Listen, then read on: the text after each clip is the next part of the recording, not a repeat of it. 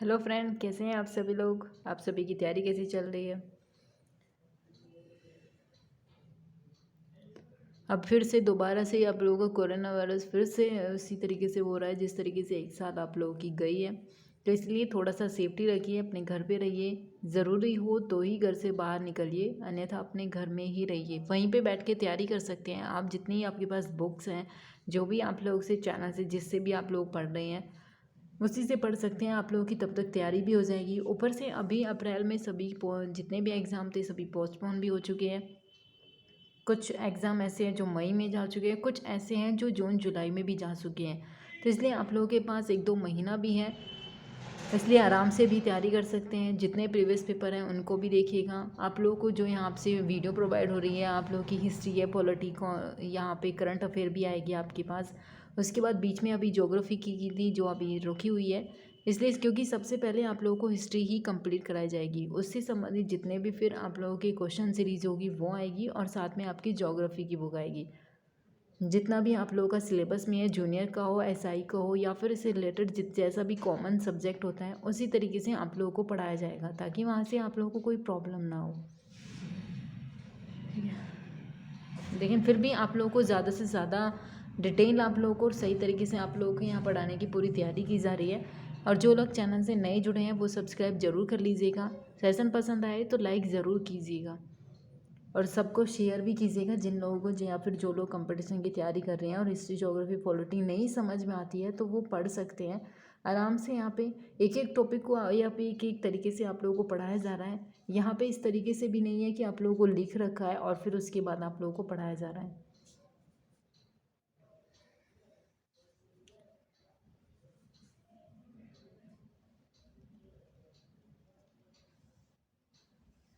ठीक है, हम लोगों ने उस दिन आप लोगों को बाबर पढ़ाया था, फिर उसके बाद हुमायूं, अकबर, शाहजहाँ, जहांगीर, औरंगजेब, ये सारे आप लोगों को जो सबसे बड़ा इतिहास था मुग़ल का, और जो सही तरीके से कोई स्थापत्य कला के लिए फ़ेमस था, कोई चित्रकला के लिए फ़ेमस था, वो सारे आप लोगों को करा दिए गए थे। इनसे संबंधित जो भी डिटेल होगी वो आप लोगों को मुग़ल करने के बाद भी करा दी जाएगी।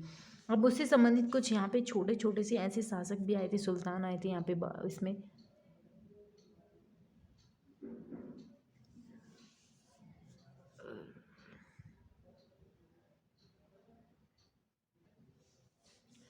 ठीक है, अब आपसे पूछेगा कि औरंगजेब के बाद कौन आया था।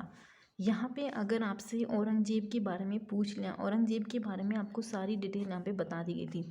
उसके बाद अगर औरंगजेब के बाद पूछेगा कि इसकी मृत्यु के बाद दिल्ली की गद्दी पर कौन बैठा था, तो उसका नाम क्या था? मुअज्जम। उसका नाम था मुअज्जम बहादुर शाह। मुअज्जम बहादुर शाह ये आपकी यहाँ पे दिल्ली की गद्दी पर बैठा था। ठीक है, इसके साथ इसके बारे में, जन्म के बारे में यहाँ से कोई डिटेल आप लोगों को नहीं पूछी जाती है।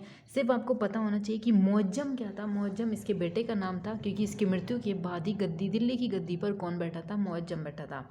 अब ये भी पता होना चाहिए कि बहादुर शाह की जब मृत्यु हो जाती है, इसका नाम ही मुअज्जम था, और बहादुर शाह भी इसी को कहा जाता था। ठीक है, और अगर आपसे पूछ ले, इसी का एक और नाम था शाह आलम फर्स्ट। ये इसी का ही नाम था, और ये इसका बड़ा बेटा था। और भी इसके बेटे थे, जैसे कामबख्त था, इसकी मृत्यु हो जाती है, और फिर अकबर सेकंड भी इसी का ही था। तो इससे इन दोनों के बीच में युद्ध हो जाता है। युद्ध के बाद ये इसको पहले कामबख्त को मारता है, फिर दूसरे बेटे को मार देता है, जिसके बाद मुअज्जम यानी कि बहादुर शाह या फिर शाह आलम, इसी को ही गद्दी पर यहाँ पे बैठा दिया जाता है। फिर उसके बाद क्या होता है कि बहादुर शाह की मृत्यु हो जाती है। मृत्यु के बाद फिर उसका बेटा आता है। किसका बेटा? यहाँ पे बहादुर शाह था, फिर इसके बाद इसका बेटा आएगा। और उसका बेटा कौन था? सिर्फ इनसे इतना ही क्वेश्चन पूछे जाते हैं कि उसके बाद कौन कौन आए, क्योंकि इन लोगों ने इतना इंपॉर्टेंट कार्य नहीं किया है जिसके बारे में आपको पढ़ना पड़ेगा। पहले क्या हुआ था? औरंगजेब के बाद बहादुर शाह आया, फिर उसका बेटा कौन था? यानी कि बहादुर शाह की मृत्यु के बाद उसका बेटा बैठा था, उसका नाम था जहांदार शाह। ये गद्दी पर बैठा था। अब फिर क्या हुआ? इसकी मृत्यु हो गई, क्योंकि इन लोगों ने कुछ खास कार्य ही नहीं किया इतना। फिर उसके बाद जहांदार शाह की मृत्यु होगी, उसका फिर भतीजा बैठा था यहाँ पे। कौन आया था यहाँ पे? फर्रुखसियर।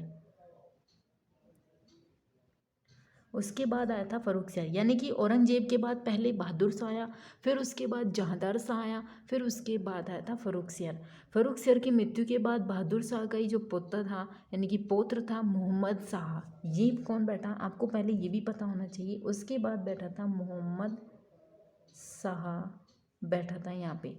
अब फिर उसकी मृत्यु हो गई। मोहम्मद शाह की मृत्यु के बाद फिर उसका पुत्र बैठा था, उसके पुत्र का नाम क्या था, अहमद शाह। अहमद शाह के बाद फिर कौन आया, जहांदार शाह। फिर उसके बाद कौन आया, जहांदार शाह। फिर जहांदार शाह के बाद कौन आया, आलमगीर द्वितीय। ठीक है, आलमगीर द्वितीय के बाद कौन आया, आलमगीर द्वितीय के बाद आया था शाह आलम द्वितीय। अब शाह आलम द्वितीय गद्दी पर बैठा, फिर शाह आलम द्वितीय के बाद कौन आया था, अकबर द्वितीय, ये बैठा था। और फिर अकबर द्वितीय की मृत्यु भी हो जाएगी, फिर कौन बैठेगा, फिर उसके बाद बैठा था यहाँ पे बहादुर शाह द्वितीय। यानी कि इस तरीके से आपको ये सीरीज मिलेगी यहाँ पे। और इसलिए माना जाता है कि जो अंतिम अंतिम शासक था मुगल का, वो कौन था, बहादुर शाह था। इसलिए ये भी इसलिए पूछे जाते हैं क्योंकि आपसे सीरीज पूछ सकता है, पूछेगा औरंगजेब के बाद आप लोगों को दे दिया जाएगा कि औरंगजेब के बाद की जो शासक है, ये यहाँ पे बात, ये शासक है मुगल बादशाह, इनकी सीरीज बनाइए, क्रम से बनाइए। तो आपको पता होना चाहिए पहले कौन आता, मौजम बहादुर शाह। बहादुर शाह के बाद कौन आता, जहांदार शाह। जहांदार शाह के बाद कौन आया, फर्रुखसियर। फर्रुखसियर के बाद कौन आया, मोहम्मद शाह। फिर कौन आया, अहमद शाह। फिर जहांदार शाह, फिर आलमगीर सेकंड, फिर आलम शाह सेकंड, फिर उसके बाद अकबर सेकंड, और फिर बहादुर शाह सेकंड। ठीक है, फिर उन्होंने क्या किया, जो अंतिम बादशाह था, यानी कि हम यहाँ पे बात कर रहे हैं अब अंतिम बादशाह की, वो कौन था, बहादुर शाह सेकंड। इसने क्या किया, अंग्रेजों ने इसे बंदी बना लिया था और रंगून भेज दिया था बनाकर, क्योंकि 1857 ईस्वी की क्रांति में मुगल बादशाह ही कौन था, जब 1857 ईस्वी की क्रांति हो रही थी तब ये कौन था, यहाँ का बहादुर शाह था। और फिर ये कहाँ चला था, अंग्रेजों ने इसे बंदी बनाकर रंगून भेज दिया था। ठीक है, उसके बाद मुगल बादशाह मोहम्मद शाह के शासनकाल में कौन आया था, नादिर शाह था। अगर आपसे पूछ ले कि नादिर शाह का आक्रमण कब हुआ था, तो यहाँ पे जो मोहम्मद शाह था उसके काल में ही कौन आया था, नादिर शाह। नादिर शाह ने इन पर आक्रमण किया था और यहीं पे एक करनाल की संधि हुई थी। यही आपका भारत से मयूर सिंहासन, तख्ते ताउस, ये सारे के सारे यहाँ से लूट कर ले गया था।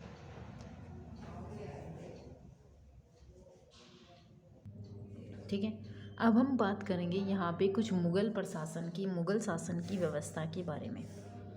जैसे इन्होंने क्या करा, भूमि को बंट दिया कितने भागों में, इन्होंने भूमि को बांटा पहले खालसा भूमि में। अब ये खालसा भूमि कैसी थी, ये एक ऐसी भूमि थी जिस पर संपूर्ण नियंत्रण किसका था, बादशाह का। यानी कि एक ऐसी जमीन, एक ऐसी भूमि जिस पर पूरा का पूरा कंट्रोल किसका होता था, बादशाहों का, ये खालसा भूमि थी। फिर उसके बाद आई जहागीर भूमि। इन्होंने क्या किया कि जो जागीर भूमि थी वो तनख्वाह के बदले दी जाती थी, जैसे कि घुड़सवार थे, सेना में भर्ती लोग थे, तो ये क्या करते थे, जो यहाँ इनकी तनख्वाह दी जाती थी, सैलरी, उसके बदले में यहाँ भूमि देते थे ये लोग, और उसे क्या कहते थे, जागीर भूमि। फिर उसके बाद इन्होंने तीसरी भूमि का भी बंटवारा किया। अब इस भूमि का नाम क्या था, इसे मिल्क भी कहते थे या फिर इसे कहते थे सयूरगल। ये पूछा हुआ एक बार क्वेश्चन है कि सयूरगल क्या था, जब नहीं पढ़े होंगे तो इसीलिए क्वेश्चन गलत हो जाते हैं। सयूरगल क्या था, ये अनुदान में दी जाने वाली लगानहीन भूमि थी, यानी कि अनुदान में इसे देते थे और साथ में ये लगानहीन थी, यानी कि इस पर कोई भी कर नहीं दिया जाता था। ये एक ऐसी भूमि थी। अब आपको पता होना चाहिए जो आपकी खालसा भूमि थी उस पर क्या था, बादशाह का पूरा कंट्रोल था। जागीर ऐसी भूमि थी जैसे सेना में भर्ती लोग थे, कोई और कर्मचारी थे, उन्हें तनख्वाह नहीं देकर उन्हें भूमि दे दी जाती थी। फिर उसके बाद मिल्क था या सयूरघर थी, ये एक ऐसी भूमि थी जिसे अनुदान के लिए दी जाती थी और साथ में उस पर कोई लगान नहीं लिया जाता था। फिर उसके बाद यहाँ पे क्या हुआ, 1580 ईस्वी में अकबर ने दहसाला नाम की एक नवीन प्रणाली का भी विकास किया, इसका नाम था दहसाला। ये थी दहसाला, ये आपकी सिर्फ कृषि से ही संबंधित है। इस प्रणाली को प्रारंभ किया था, किसने किया था ये भी पता होना चाहिए, ये किया था अकबर ने। अब इसके क्या होती है, इस व्यवस्था को ही क्या कहा जाता है, टोडरमल बंदोबस्त।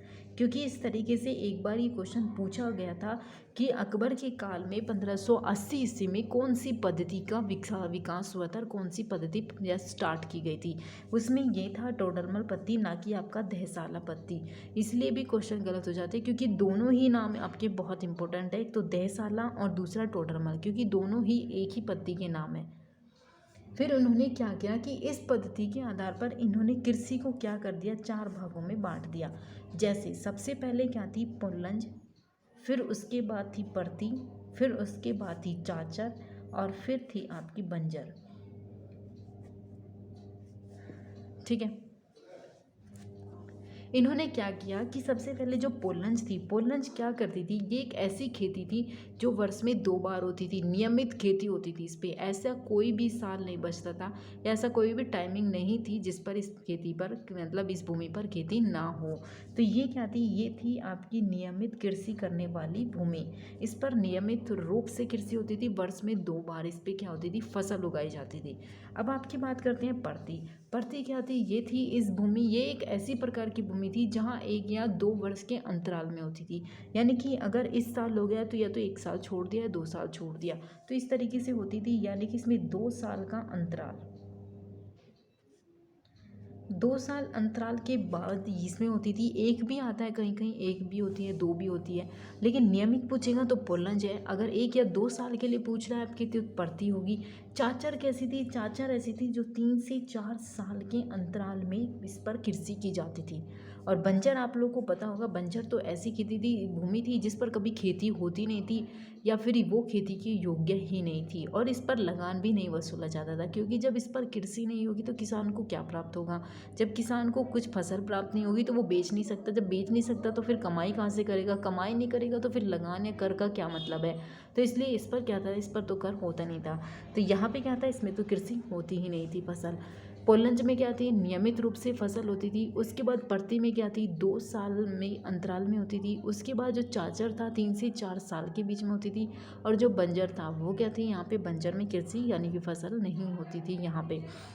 अब उसके बाद अगर बात करेंगे यहाँ पे कि अकबर के शासनकाल में पहली बार भित्ति चित्रों का भी प्रयोग किया गया। भित्ति चित्र कैसे होते थे, दीवारों पर बनाए जाने वाले चित्र को भित्ति चित्र कहते थे। जो सारी चीज़ें औरंगजेब के काल में हटा दी गई या मना कर दी गई, प्रतिबंध लगा दिया गया था फिर उस पर।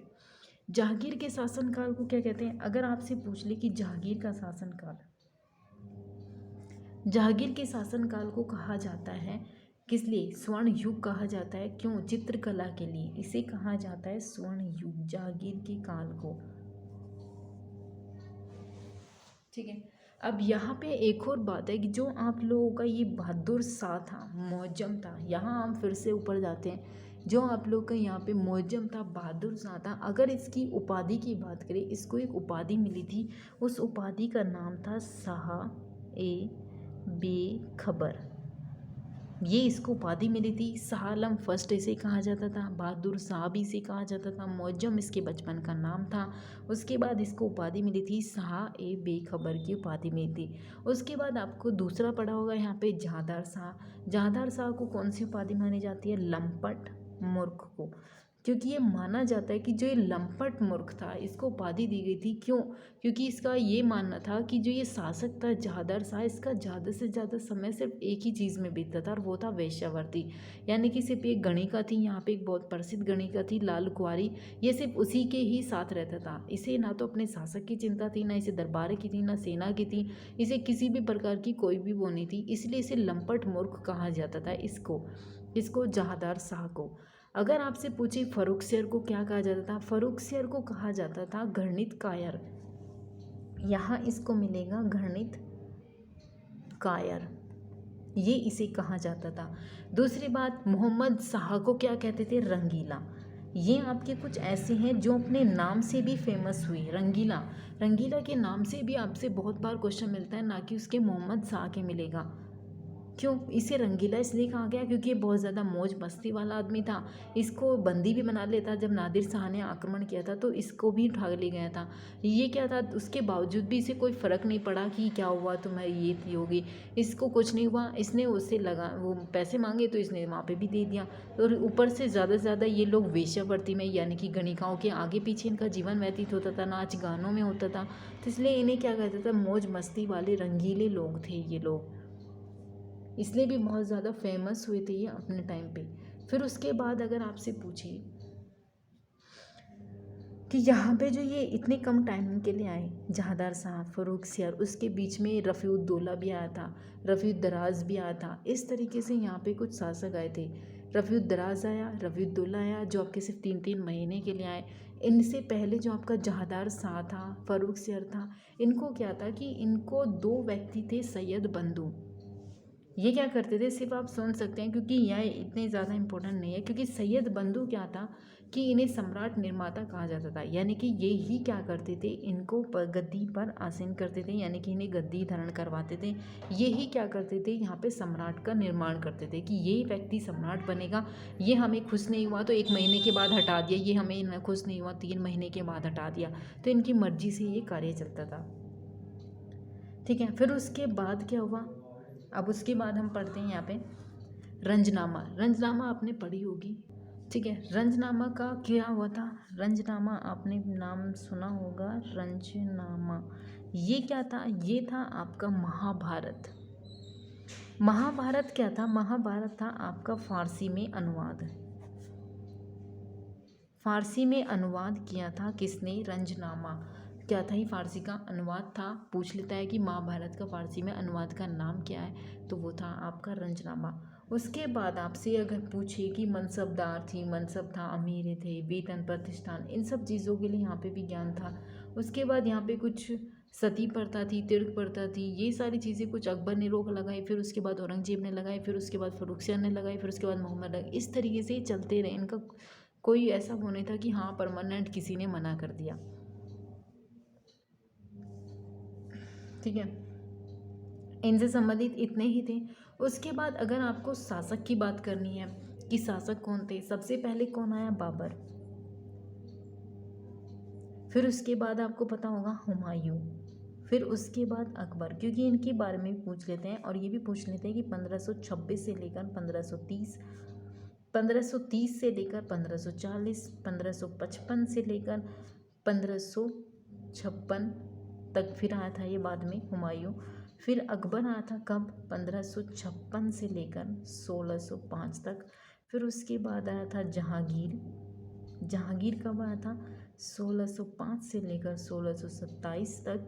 फिर उसके बाद आया था शाहजहाँ। शाहजहाँ कब आया था, 1627 से लेकर 1658 तक। फिर उसके बाद आया औरंगजेब। औरंगजेब कब आया था, 1707 ईस्वी से लेकर 1658 ईस्वी से लेकर 1707 में इसकी मृत्यु हो जाती है। उसके बाद आपको पढ़ने की ज़रूरत नहीं है कि इनका एज हमें पढ़ना पड़ेगा, इसके बाद की उन्हें कोई ज़रूरत नहीं है। क्योंकि इसके बाद क्या थे, बहादुर शाह फर्स्ट आया, इसकी मृत्यु हो गई। फिर उसके बाद फ़र्रुखसियार, जहांदार शाह आया, जो आपको अभी पढ़ाए गए थे।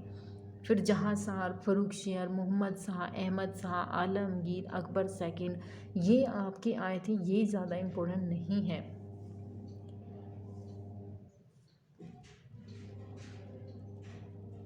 ठीक है, फिर उसके बाद हम सिर्फ छोटा सा एक चैप्टर है वो आज ही समाप्त कर देंगे यहाँ पे। वो कौन सा चैप्टर है, सूर्यवंश। कुछ लोग तो इसे वंश ही नहीं मानते, क्योंकि जब उन लोगों ने नहीं पढ़ा है तो उन्हें नहीं पता चलता कि जो शेरशाह सूरी था वो कौन से वंश से संबंधित था। अब आपको ये पता होना चाहिए कि सूरी साम्राज्य या सूरी वंश या द्वितीय अफगान साम्राज्य, पहला जब हमने स्टार्टिंग में बताया था तब भी बताया था कि इसके बारे में हम बाद में भी बात करेंगे। जो सबका सेकंड अफगान साम्राज्य था वो कौन सा है, ये है आपका सेकंड यानी कि अफगान साम्राज्य। क्योंकि इस तरीके से भी आपसे पूछ सकता है कि सेकंड साम्राज्य अफगान साम्राज्य कौन सा था, तो वो था शेर खां या फिर शेर शाह। इसका संस्थापक कौन था, शेर खां या फिर शेर शाह। ठीक है, इसके बचपन का नाम आपसे पूछेगा तो क्या था, फरीद था। उसके बाद इन्होंने क्या करा इसके पिता जौनपुर के एक छोटे जमींदार थे। फरीद खान ने अपने अधिकारों की रक्षा और शक्ति के लिए बिहार में भी गए, वहाँ पे भी कार्य किया, नौकरी किए। एक बार इन्होंने क्या किया कि शिकार कर गए थे और किसी के साथ फरीद ने एक शेर को तलवार के एक ही वार से मार दिया था। इसलिए कहा जाता है कि जो शेर शाह था उससे पहले इसको क्या कहते थे, शेर खां, क्योंकि और उससे पहले इसका नाम क्या था, फरीद था। फरीद इनके बचपन का नाम था। जब ये यहाँ पे इस किले जा रहे थे तो इन्होंने तलवार से सिर्फ एक ही वार से शेर को मार दिया था, जिसकी वजह से इन्हें शेर खां की उपाधि मिली थी। और उसके बाद जब इनका हुमायूं के साथ युद्ध होता है तब इन्हें शेर शाह कहा जाता है। ठीक है, इनकी बहादुरी के लिए इन्हें मिला था। ठीक है, फिर उसके बाद इन्होंने 1539 में आपको जब हुमायूं पढ़ा, चौसा का युद्ध हुआ, 1540 में बिलग्राम कन्नौज का युद्ध हुआ। और जीतने के बाद जब इन्हें बिलग्राम कन्नौज जीता, बहुत इंपॉर्टेंट युद्ध था, उसके बाद इन्हें शेरशाह मिली। कब मिली थी? 1540 ईस्वी में मिली थी इन्हें। ठीक है, फिर उसके बाद इनका राज्याभिषेक हो गया, जिसके बाद इनकी उपाधि मिल गई थी इन्हें, शेरशाह की उपाधि। फिर भी उसके बाद ये क्या कहा था कि जब इन्होंने जीता था, मारवाड़ जीतने के बाद शेरशाह ने कहा था कि मैंने मुट्ठी भर बाजरे के लिए, ये माना जाता है कि किसने कहा था कि मैंने मुट्ठी भर बाजरे के लिए हिंदुस्तान के साम्राज्य को प्राय खो चुका था, ये कहा था। क्योंकि इसके बाद इनकी मृत्यु हो जाती है, यहाँ पे सिर्फ ये 5 साल ही यहाँ पे रहते हैं। माना जाता है कि कुछ यहाँ के इतिहासकार मानते हैं कि अगर शेरशाह इसी तरीके से रहते और काफ़ी लंबे समय से, जिस तरीके से बाबर, जिस तरीके से आपका अकबर का काल रहा, इस तरीके से अगर ये भारत में रहते तो इस भारत का नक्शा ही कुछ और होता। इनके इतिहासकार मानते हैं, हम लोग नहीं मानते। ठीक है, शेरशाह की क्या थी, सबसे पहले इसने क्या किया, ग्रांड ट्रंक रोड बनवाई, जो कहाँ से थी, बंगाल से सोनारगांव। ठीक है, उसके बाद शेरशाह का मकबरा कहाँ था, बिहार के सासाराम। ठीक है, और जिसे शेरशाह ने स्वयं बनवाया था, इसलिए माना जाता है कि ये इम्पोर्टेंट है। उसके बाद शेरशाह को दिल्ली में स्थापना की थी, एक दान लंगर की थी। डाक प्रथा भी इसने स्टार्ट की थी, डाक प्रथा। ठीक है, उसके बाद इन्होंने क्या करा था, कबूलियत और प्लस पट्टा, ये भूमि के लिए इम्पोर्टेंट कर दी गई थी इन्होंने, ये शेरशाह सूरी ने यहाँ पे की थी।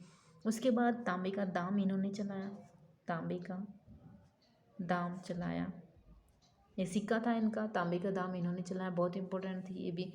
फिर उसके बाद इन्होंने क्या कर दिया, लगान कहते थे, जिसे भूमि के स्रोत से कुछ कर भी लेते थे, जिसे लगान कहते थे, ये भी इम्पोर्टेंट है। ठीक है, उसके बाद इन्होंने क्या करा कि कालिंजर का जब इनका युद्ध हुआ था, यहाँ पे जो अगर पूछ लेता है कि ये अंतिम युद्ध क्या था, कालिंजर का युद्ध हुआ था, कब हुआ था, 1545 ईस्वी में हुआ था। और इसमें क्या हुआ कि अचानक से बारूद के फटने से इनकी मृत्यु हो जाती है यहाँ पे। और इसके बाद शेरशाह का अंत हो जाता है, मृत्यु हो जाती है, और यहाँ पे सूर्यवंशी समाप्त हो जाता है। इसके बाद ज़्यादा कोई इंपॉर्टेंट नहीं आते हैं यहाँ पे। फिर उसके बाद क्या होता है कि शेरशाह के मरने के बाद पूरे किले को ही जीता जा चुका था, क्योंकि उन लोगों ने जीत लिया था जब शेरशाह ही मर गया था यहाँ का।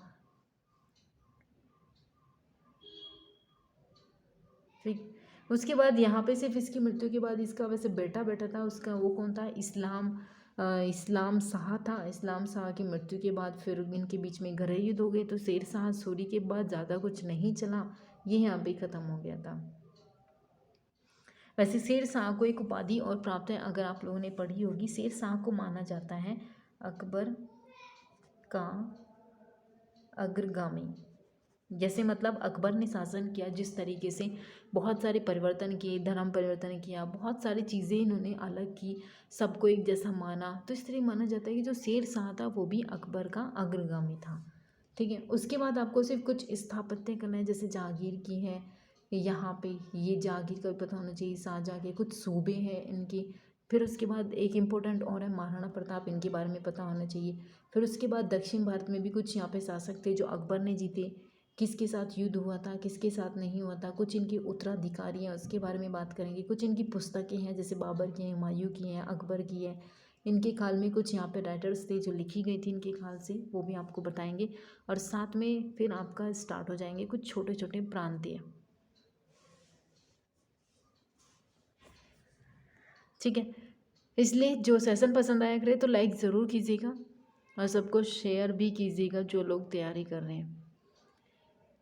कुछ टाइम आप लोगों को बीच में आप लोगों का ये डिमांड थी कि आप लोगों को इंग्लिश भी पढ़नी है, मतलब इंग्लिश का ग्रामर जैसे नाउन, प्रोनाउंस, एडजेक्टिव, एडवर्ब्स, ये सारी चीज़ में आपको बीच में कराएंगे, ताकि आप लोगों का जो ये यहाँ पे टेट होने वाला है उसमें आपकी 30 क्वेश्चन की इंग्लिश आएगी। जो लोग इंग्लिश लेना है तो उसमें टोटल ग्रामर आता है, वो भी आप लोगों को बीच में कराएंगे।